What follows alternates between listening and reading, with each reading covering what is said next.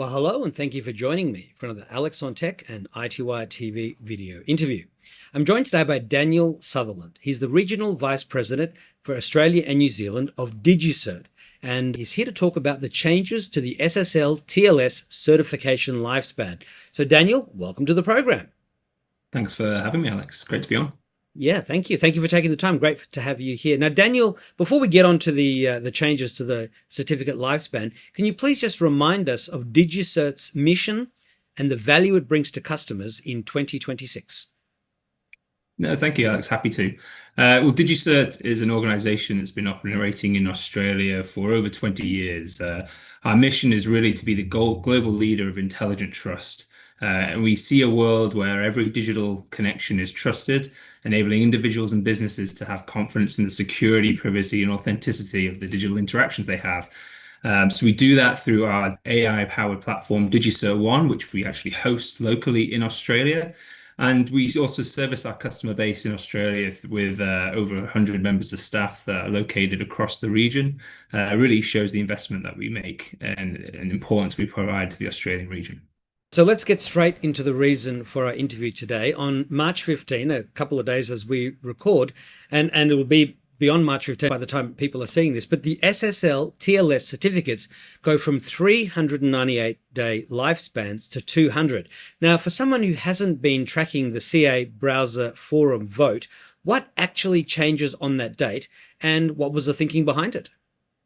Yeah, well, as you wouldn't be surprised, as a public certificate authority, DigiCert's been inundated with questions about this topic. And this March 15th this year really marks the first date in a 3-year transition away from 1-year certificate validity period. So if you're familiar with the web PKI ecosystem, as a matter of 10 years ago, you could issue a certificate for up to 3 to 5 years. Now that lifespan is only 1 year, and on March 15th, it will drop to 200 days.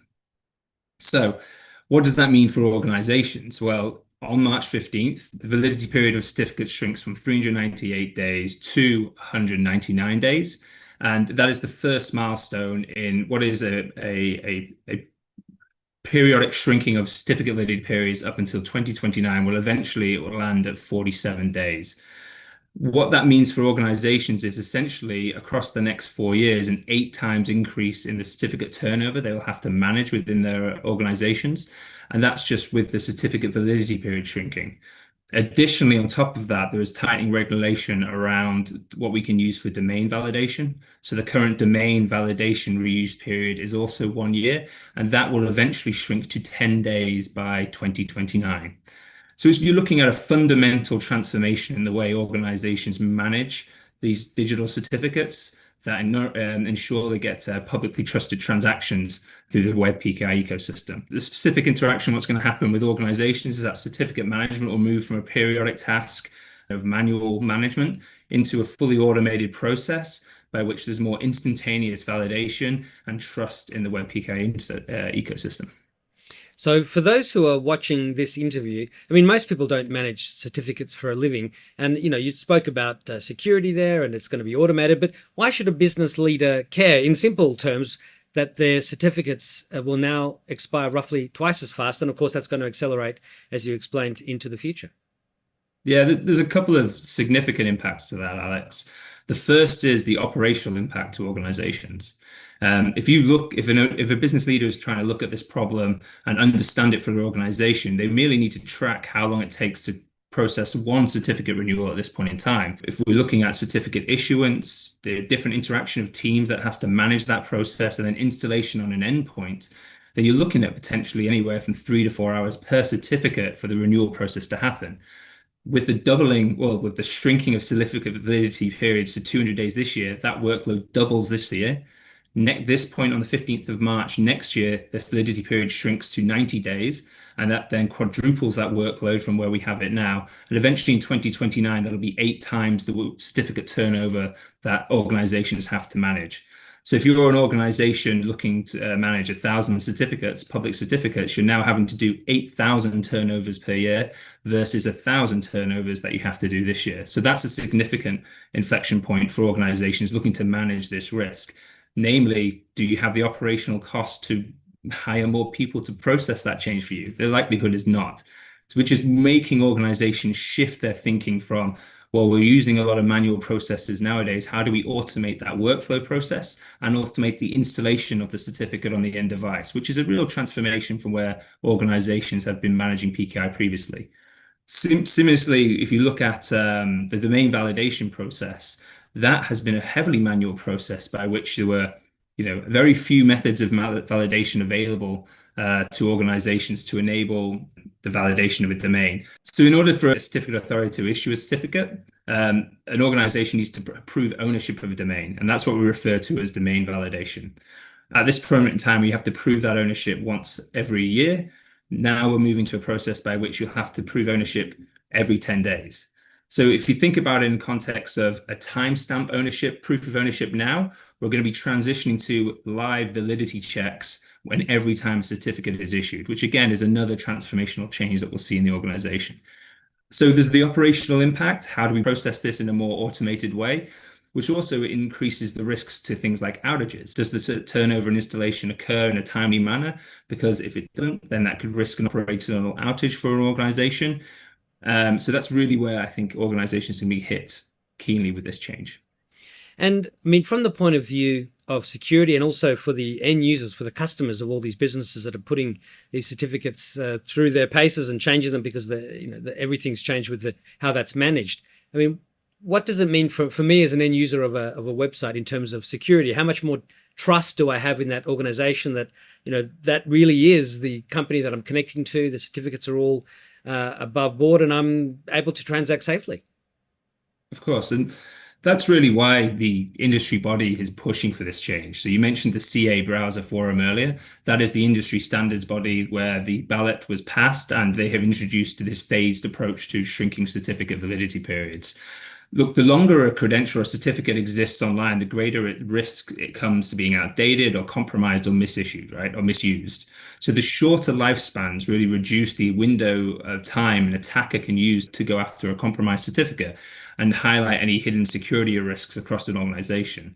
So the reason the industry is moving to these new standards is really to ensure the safety and security of the web PKI infrastructure that we have in place. So more, for example, more frequent validations that I touched upon, and the changes keeping in line with real world infrastructure and ensures that trust signals remain current and reliable. So we've seen advances in things like AI and quantum computing increase the risk and speed of sophisticated attacks. And what the web PKI industry is doing is really making sure we have more proof of ownership at point of issuance, so the validity and trust in the ecosystem is stronger, and then greater certificate turnover to reduce the risk of compromised keys being open in the ecosystem for a longer period of time. So, I mean, you're the regional VP for Australia and New Zealand. Are organizations in this region ready for this change? And how are you helping those companies to get these resources they need to implement this? Yeah. We see different states of readiness across the region, Alex.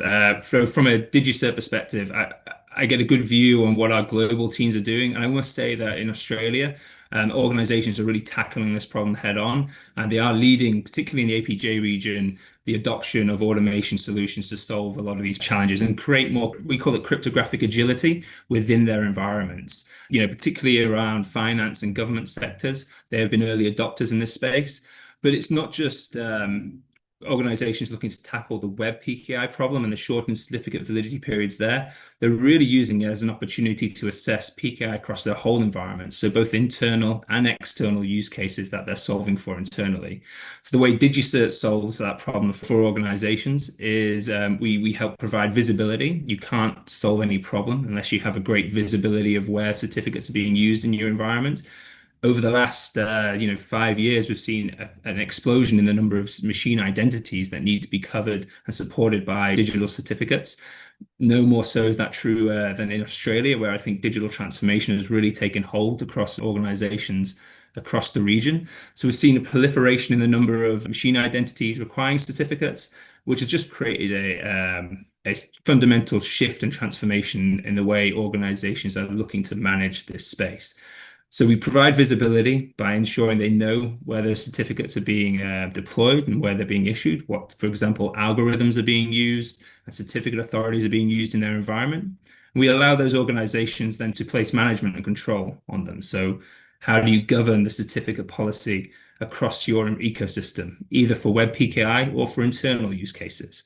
And finally, allowing organizations to automate those processes.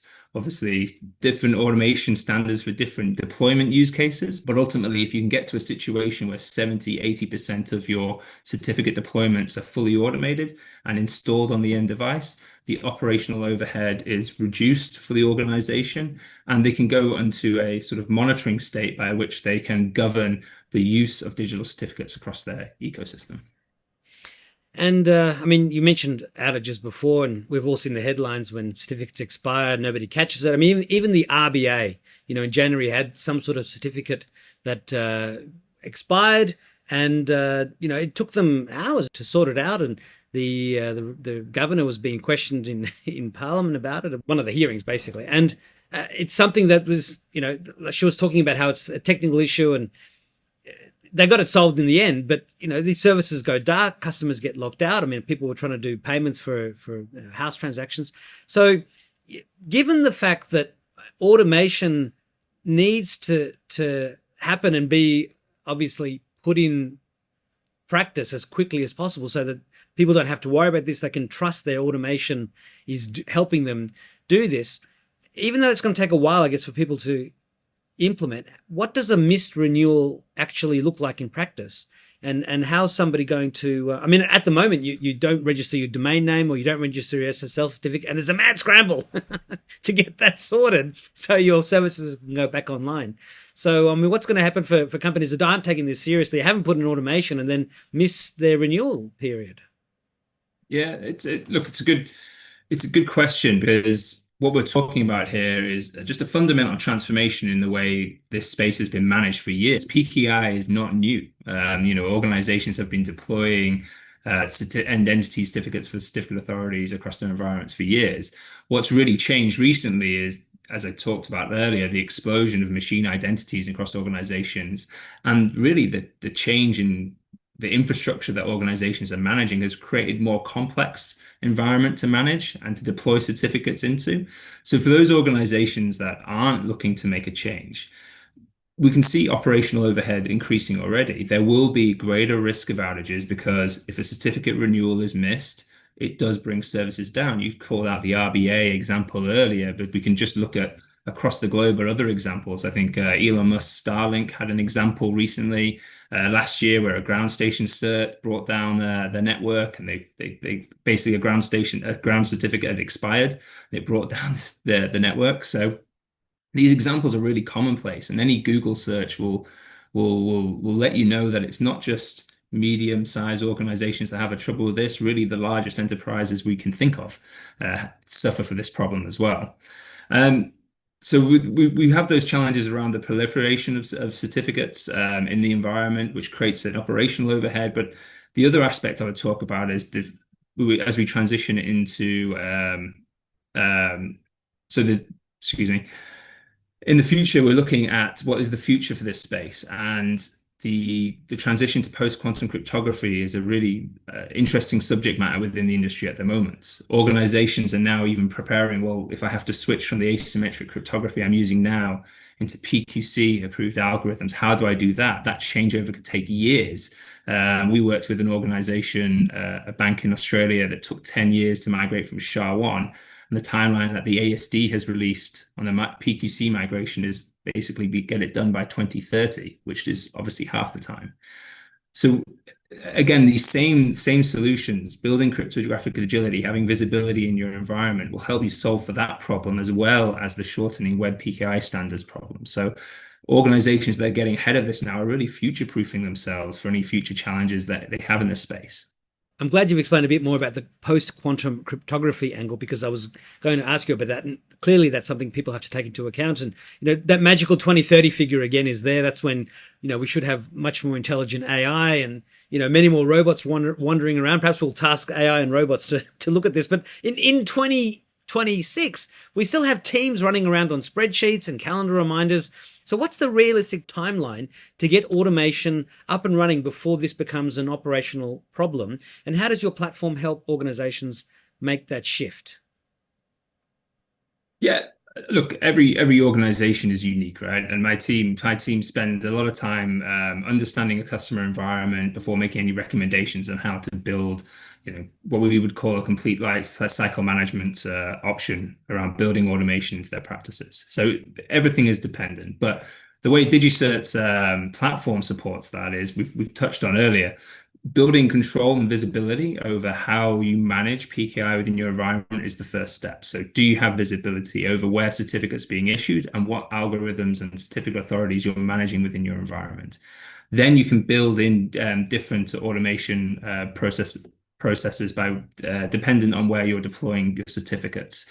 So, from a DigiCert perspective, we host our platform in Australia to ensure that customers meet data sovereignty and residency requirements. We know that's a very important aspect, particularly when, acts like the SOCI Act get more tight around those data controls, particularly in critical infrastructure in Australia. And we know that that's a big ask from our government clients. We do a lot with federal and state government, and data sovereignty is a key requirement they keep asking. So our platform hosted in Australia allows us to support those requirements from organizations, and then we build a huge ecosystem of integrations to ensure that delivery of certificates to the endpoints that the customer wants us to deliver them to can be out of the box and simple integrations. So, from a DigiCert perspective, we have a large number of customers that we're solving this problem for at this time. We have our Trust Summit, obviously occurring on the 21st of April in Sydney, by which we bring a lot of our Australian customers into the same room to hear about our roadmap and the things we've got happening in the future. And it's a great session for organizations wanting to learn a bit more about what DigiCert can do in that space. Sure. Well, I'll link to that upcoming session in the article that accompanies this video so that people can go there. Is there any other information that I can link to on the DigiCert website that if people can't go to the webinar or the event, that they can go to your site and see? I mean, obviously you're doing some outreach with things like this video interview and you're doing the event, but is there something on the website that I can link to that gives them all this information as well? Absolutely. There are a couple of different points I would point to our website. The first is if you're interested more about the web PKI changes, so there's CAB Forum certificate validity shrinking.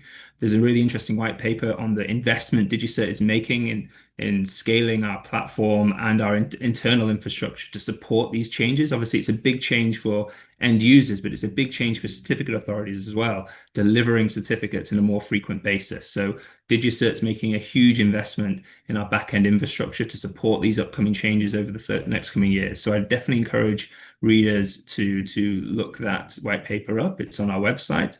And then obviously we've touched on a couple of different topics today that DigiCert covers on. For example, if you're looking for more information on our platform, there's plenty of information on our website, digicert.com, around that. And you can speak to one of my team in Australia if you'd want more information there. Finally, if you're a budding enthusiast, like many people I speak to are on post-quantum cryptography, there's a number of white papers in the same repository that you can grab from the website in our white paper section as well. Now, you cover Australia and New Zealand specifically, and you did mention some of the things that are happening here that you're having to deal with.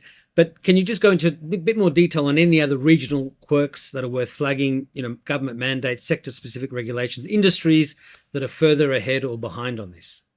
I touched on it earlier, but from an Australia perspective, I actually see their approach to management of these problems around PKI as quite far advanced compared to some other regions that I see. And I think because as a region, we've gone through that digital transformation journey over the last sort of 5 years, organizations are having to solve this problem because that proliferation of machine identities has really occurred. So, a good example is we're heavy adopters of cloud infrastructure in Australia, which again diversifies infrastructure that we have to manage and issue certificates to. Whereas some of my counterparts in other regions don't see that diversification as much. They're really, there's a more in the traditional sort of on-premise data center kind of approach. So that complexity in terms of infrastructure makes management of PKI much more complex. for an organization. And that's where DigiCert comes in to sort of solve those problems and help provide visibility over those different environments. And I guess one question people are watching are probably wondering, I mean, if you've got 8 times the number of certificates, does this mean 8 times the cost? How does the cost work out with all of these, changes? No, good question. So look, a commercial, most of our customers are actually on a commercial annualized contract with us, which actually doesn't impact their costs, right? So we do have a very commercial model that allows organizations to look at this on an annualized cost basis rather than a per issuance basis. So again, more than happy to speak to organizations that are interested to have that conversation. So yeah. Okay, so look, we've shared a lot of information about the upcoming changes and what people have to do and the automation that's coming, etc. But if you're a CTO or a CISO watching this, what are the 3 things you should be doing right now, both for the March 15 reductions and the ones that are coming after it? Great question, Alex. If I was looking at 3 things to do in that position, the first would be do I have an audit of all digital certificates in my environment? If that is a question that becomes really difficult to confirm and assure, then in my view, you don't have great visibility over what's being issued and why it's being issued. So that would be a first great question to start.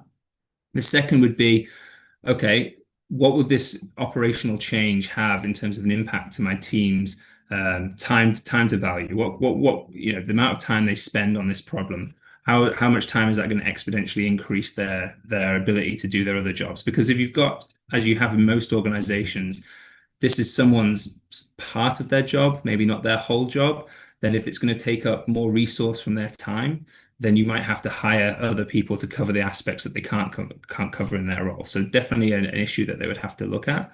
And finally, it would be, well, what would it look like if we automate this process?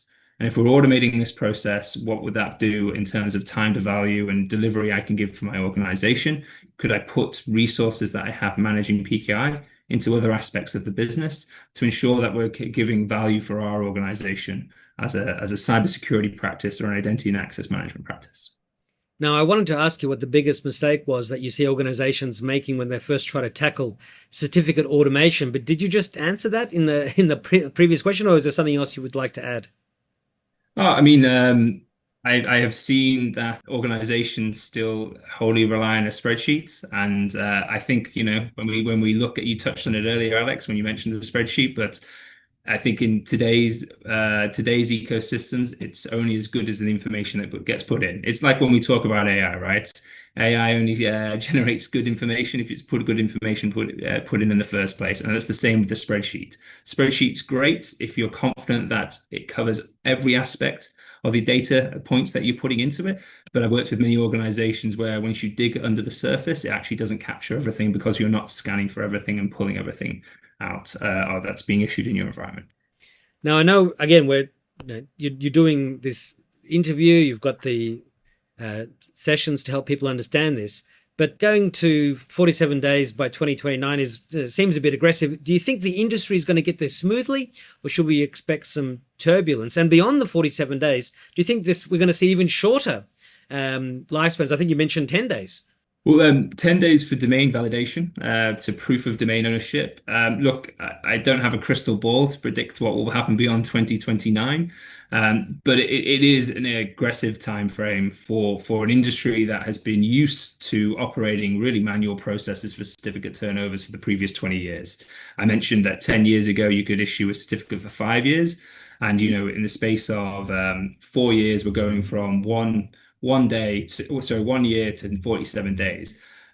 I actually think, I think that the real challenge is going to be this time next year when we drop to 90 days, because then you're talking quarterly turnovers for certificates, which is a real challenge organizations will have. So yes, I think it's a huge challenge organizations have to deal with. It's not something that should be looked at lightly. We want to help and support organizations where we can as a certificate authority. And that's really our mission statement at DigiCert, to try and support our customers through this. So just a couple of sort of personal questions before we go. One, I always like to ask the people that I'm interviewing if you could please share a memory of your first personal computer. I do have a pretty vivid memory, although I cannot remember the actual make and model of it. But I remember my dad's first computer by which we would sit and at the time I was mainly interested in playing games on it. But yeah, the mouse in the screen. I will. You know what? I'm actually going to find out after this interview Yeah. specifically the model and message it through to you, Alex. But yeah, Sure. that's my Well, first I memory. can superimpose it on the screen. But yes, a lot of people's first enjoyment of tech was playing games at home. With with this amazing box that Dad brought or Mum brought home, and off you go, off you go. And my second last question is to ask if you could please share some of the best advice that you've received in life to help you get where you are today. Something that always keeps coming up is get comfortable being uncomfortable. If you're not uncomfortable, then you're not learning or growing. Yeah, So I think that's good advice. I definitely recommend anyone to follow it. definitely. So, what is your final message to the viewers, readers, and listeners of this interview? Final message would be around we appreciate the industry changes. It's going to have an impact across all our customers that we work with across Australia and New Zealand. Through DigiCert One, through our local team based in Australia, we're here to support our customers through that transition, either through knowledge, information sharing, best practice guidance, or through greater work by working through the platform with them. So we want to make sure that our customers are best placed to tackle this challenge head on, and our team are available to cover that with them. Well, Daniel Sutherland, the Regional Vice President for Australia and New Zealand at DigiCert, thank you so much for taking the time to talk to us about the changes to the SSL and TLS certificate lifespan. I hope it all goes smoothly, and I do hope we can speak again in the future. Thanks, Alex. Really appreciate you having me on. Thank you. Bye-bye.